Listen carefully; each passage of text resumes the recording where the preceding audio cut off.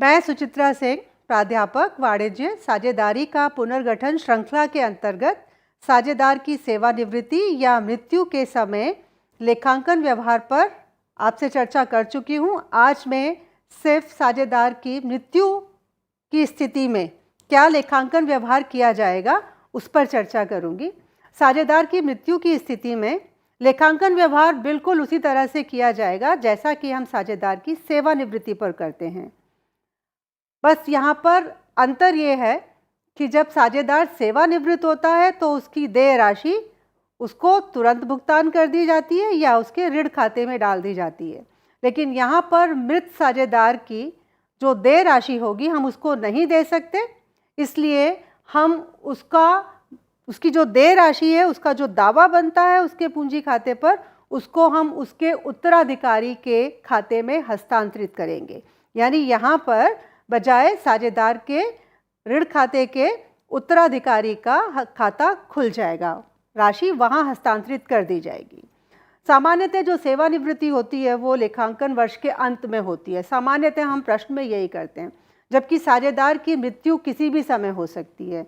यानी साझेदार की मृत्यु के समय हमें एक अन्य लेखांकन, एक और गणना करनी होगी कि जब किसी साझेदार की मृत्यु होगी तो उसके जो भी दिया जाएगा दावे में, जो भी लाभ या हानि है उसका भाग दिया जाएगा, पूंजी पर ब्याज दिया जाएगा, उसकी जमा पूंजी खाते का जमा शेष दिया जाएगा, ख्याति का व्यवहार किया जाएगा। यानी सब कुछ व्यवहार बिल्कुल उसी तरह से होंगे जैसे हम साझेदार के सेवानिवृत्ति पर कर रहे थे।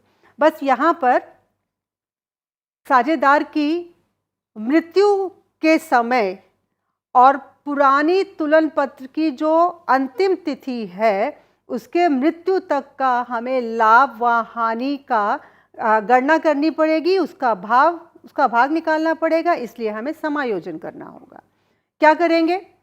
अंतिम तुलन पत्र से साझेदार की मृत्यु की तिथि तक ये जो अवधि है, इस अवधि में जो भी फर्म ने लाभ या हानि कमाए हैं उसका उत्तराधिकारी कहता है कि वर्तमान वर्ष में इस अंतराल के दौरान जो भी लाभ या हानि हुई है उस पर भी मृतक साझेदार का हक बनता है, इसलिए उसकी भी गणना करके उसका दावा बताया जाए। तो इस परिस्थिति में जब मृत साझेदार के लाभ का भाग निकालेंगे तो हम लाभ की गणना दो तरह से करेंगे। पहला है पिछले वर्ष के लाभ या पिछले वर्ष के औसत लाभों के आधार पर। यहाँ जब हम गणना करेंगे तो हम अंतराल में जो लाभ हुआ है उसकी या अंतराल में जो हानि हुआ है उसकी गणना करेंगे।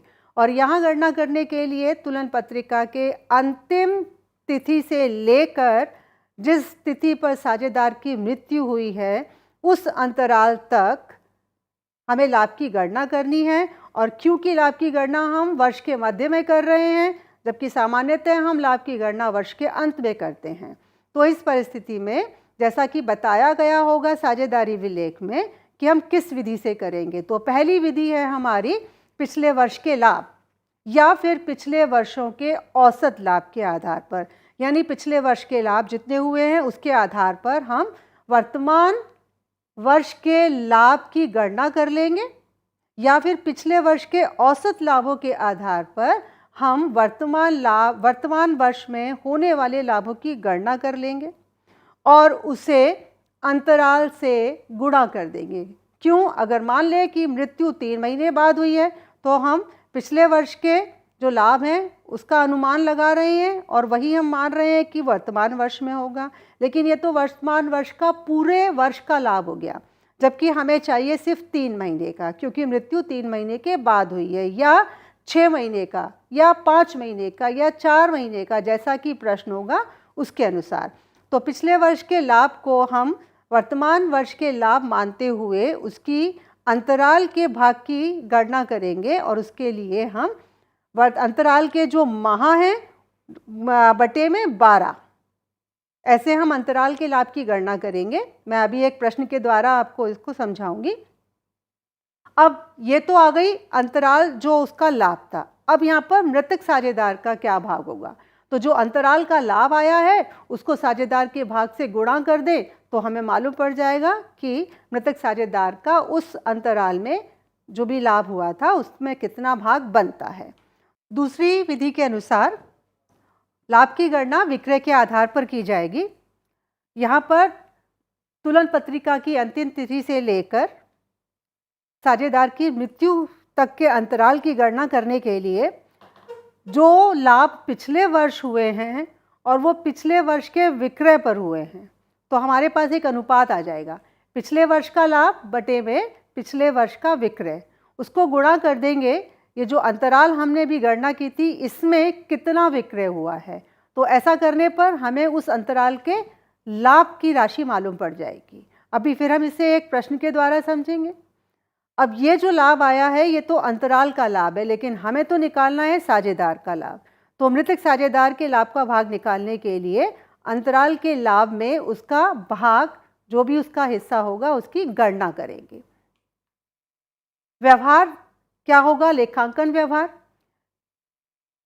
यदि साझेदार को लाभ में हिस्सा मिला है तो हमारी प्रविष्टि होगी लाभ व हानि उचंती खाता। देखिए यहाँ पर हमने लाभ या हानि खाता नहीं लिखा, लाभ हानि खाता नहीं लिखा, यहाँ हमने एक शब्द का प्रयोग किया है उचंती खाता, क्योंकि लाभ और हानि खाता वर्ष के अंत में बनाया जाता है, जबकि साझेदार की मृत्यु अगर वर्ष के मध्य में हो रही है तो हम लाभ और हानि उचंती खाता बनाएंगे, क्योंकि ये पक्का नहीं है कि इस वर्ष हमें लाभ ही होंगे या हानि होंगे। ये तो हम पिछले वर्ष के अनुमान के आधार पर इस वर्ष की लाभ या हानि सिर्फ अनुमान लगा रहे हैं। तो फिलहाल हम इसे अपनी हानि मानते हुए इसको हम लाभ या हानि उचंती खाता नाम करेंगे और साझेदार के पूंजी खाते से क्रेडिट कर देंगे। और ये लाभ या हानि उचंती खाता अगर नाम हुआ है तो तुलन पत्रिका में हम इसे संपत्ति पक्ष की तरफ दिखाएंगे। इसी के विपरीत यदि मृतक साझेदार को हानि में हिस्सा मिल रहा है तो इसकी प्रविष्टि बिल्कुल उल्टी हो जाएगी, यानी मृतक साझेदार के पूंजी खाते से नाम, पूंजी खाता नाम और लाभ व हानि उचंती खाते से। और इस स्थिति में लाभ व हानि उचंती खाते को हम तुलन पत्रिका में दायित्व पक्ष की ओर दिखाएंगे। अब मैं आपको इसी बात को एक सवाल के माध्यम से समझाती हूँ। पहली परिस्थिति हम फिर से देखते हैं अपनी स्क्रीन पर कि अगर हम लाभ का गणना पिछले वर्ष के लाभों के अनुसार कर रहे हैं, मान लेते हैं पिछले वर्ष के लाभ हैं या पिछले वर्ष के लाभ माने, ये प्रश्न के अनुसार होगा, या पिछले वर्ष के औसत लाभ। हम मान लेते हैं ये आ रहे हैं हमारे पास 90,000 और ए बी सी 3 साझेदार हैं, 3:2:1 में है। बी की मृत्यु हो रही है। बी की मृत्यु के समय हमें वर्तमान वर्ष में उसका कितना लाभ या हानि होगा इसकी गणना करनी है, और हम कर रहे हैं पिछले वर्ष के लाभ के आधार पर। यानी पिछले वर्ष अगर लाभ 90,000 रुपये हुआ है तो हमारा अनुमान है कि इस वर्ष भी, और उसकी मृत्यु हो रही है मान लेते हैं 3 माह के बाद, तो हमारा जो ये पिछले वर्ष का लाभ है यही अनुमानित लाभ हमारे वर्तमान वर्ष का होगा, लेकिन ये तो पूरे वर्ष का होगा। हमें सिर्फ उस अंतराल का निकालना है जिस अंतराल में साझेदार की मृत्यु हो रही है। तो 90,000 को हम 3 माह में परिवर्तित करेंगे तो अंतराल का लाभ आ जाएगा 90,000 जो हमने अनुमानित किया है पिछले वर्ष के आधार पर, और 3 महीने में मृत्यु हो रही है तो 3 महीने तक का हमें लाभ निकालना है। यहाँ हमने 90,000 गुणा 3/12 किया तो ये आया 22,500। ये फर्म का लाभ है, अनुमानित लाभ है पिछले। अब यहाँ पर हम बी का हिस्सा निकालेंगे। बी का भाग कितना होगा? 22,500 पूरे वर्ष का हम मान रहे हैं लाभ। अब यहाँ पर बी का हिस्सा है 2/6।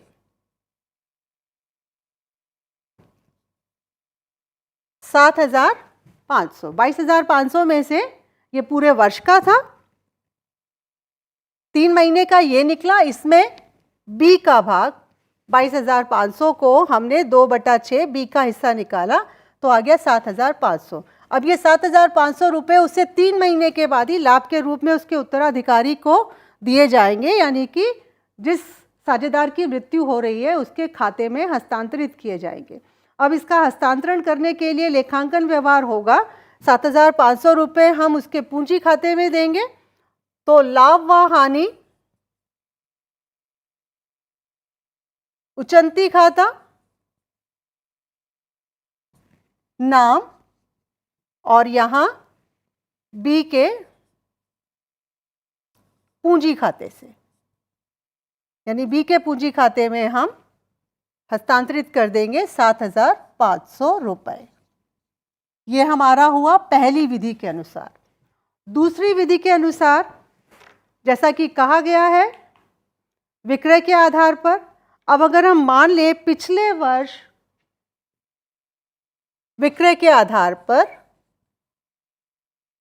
अगर हम अंतराल के लाभ की गणना कर रहे हैं तो पिछले वर्ष हम मान लेते हैं लाभ हुआ था 90,000 और पिछले वर्ष हमारी विक्रय हुआ था 3 लाख। तुलन पत्रिका की अंतिम तिथि से लेकर साझेदार की मृत्यु तक विक्रय हुआ है 1 लाख। तो यहां हम गणना करें तो हमारे पास वर्तमान वर्ष में साझेदार की मृत्यु के समय तक, उस अंतराल तक हमारा लाभ है 30,000, लेकिन ये तो फर्म का लाभ निकला। अब इसे 3 माह में परिवर्तित नहीं करेंगे क्योंकि ये तो 3 माह का विक्रय था। अगर ये 3 माह का ही विक्रय है, 3 माह के विक्रय के आधार पर हमारे पास 3 माह का जो लाभ की गणना आई वो 30,000 हुई। अब इस 30,000 में मृतक साझेदार का हिस्सा निकाल देंगे। बी का हिस्सा हो जाएगा 30,000 गुणा में 2/6 और ये आ जाएगा 10,000। यानी बी को वर्तमान वर्ष में जब उसकी मृत्यु हुई है उसके खाते में हम हस्तांतरित करेंगे 10,000। तो यहाँ पर अब 7,500 की जगह हम हस्तांतरित करेंगे 10,000। हमारी प्रविष्टि वही बनेगी, लाभ व हानि उचंती खाता नाम 10,000 से और बी के पूंजी खाते से 10,000। अब ऐसा भी हो सकता है कि पिछले वर्ष लाभ ना हुआ हो, हानि हुई हो, तो अनुमानित है, मान लेते हैं हानि हम 90,000 की मान लेते हैं या हम इसको 60,000 मान लेते हैं अपने प्रश्न को और सही करने के लिए मान लेते हैं पिछले वर्ष हानि हुई है तो अनुमानित होगा, क्योंकि हम पिछले वर्ष के लाभ के आधार पर वर्तमान वर्ष के लाभ का मूल्यांकन कर रहे हैं।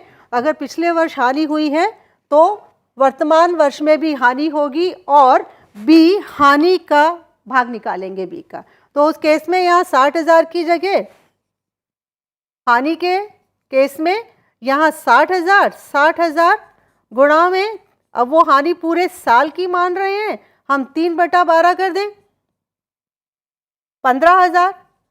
यहाँ पर बी का भाग निकाल दें 15,000 में बी का भाग 2/6 यानी 5,000। तो अब बी जो है हानि भी उठाएगा और हानि के केस में ये जो प्रविष्टि है ये उल्टी हो जाएगी। क्या हो जाएगा? बी के पूंजी खाते से हमें लेना होगा। बी के पूंजी खाता नाम 5,000 से और लाभ व हानि उचंती खाता 5,000 से। लाभ के केस में आपका लाभ व हानि उचंती खाता नाम होगा और अगर ये नाम होगा तो ये तुलन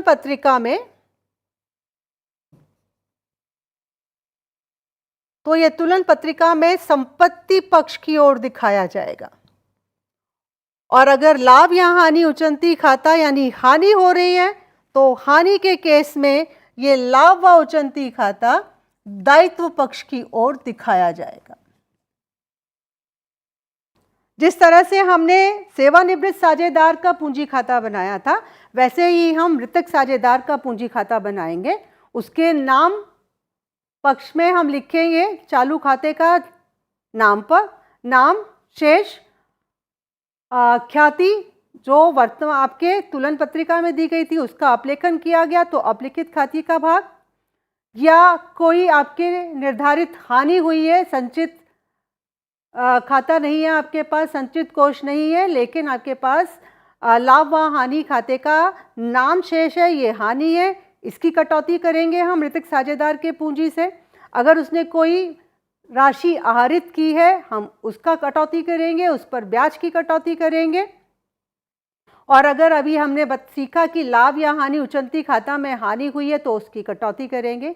इसी तरह से जमा पक्ष में जो मृतक साझेदार है उसका पूंजी खाते का शेष, अगर चालू खाता है तो चालू खाते का जमा शेष, ख्याति का भाग, अगर कोई संचित लाभ है उसमें भाग, पुनर्मूल्यांकन में भाग। अगर लाभ या हानि उचंती खाता आपने लाभ के केस में बनाया है तो उसको हम देंगे। और अगर वर्ष के मध्य में उसकी मृत्यु होती है तो उस पर पूंजी पर ब्याज या वेतन या कमीशन जैसा कि साझेदारी विलेख में लिखा होगा उसके अनुसार देंगे। ये सब करने के बाद जो शेष निकलेगा उसे हम उसके उत्तराधिकारी खाते में हस्तांतरित कर देंगे और फिर हम बनाएंगे उत्तराधिकारी का ऋण खाता।